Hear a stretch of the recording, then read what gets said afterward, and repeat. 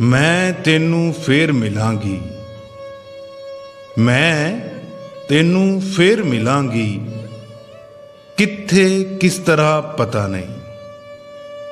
शायद तेरे तखय्युल दी झणक बन के तेरे कैनवस ते उतरांगी, या खबरे तेरे कैनवस दे उत्ते एक रहस्यमई लकीर बन के खामोश तेनू तकदी रवांगी,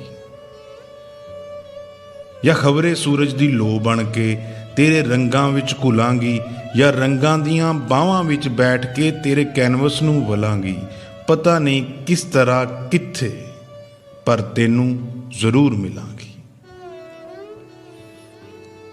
या खबरे एक चश्मा बनी होवांगी ते जिवें झरनियां दा पानी उड़दा मैं पानी दियां बूंदां तेरे पिंडे ते मलांगी ते एक ठंडक जही बन के तेरी छाती दे नाल लगांगी। मैं होर कुछ भी नहीं जानदी, पर ऐना जानदी हां कि वक्त जो भी करेगा ये जन्म मेरे नाल टुरेगा।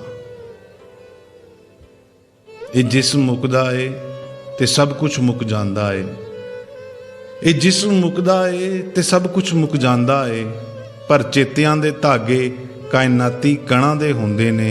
मैं उन्हां कणां नूं चुणांगी, धागिआं नूं वलांगी ते तैनूं फेर मिलांगी।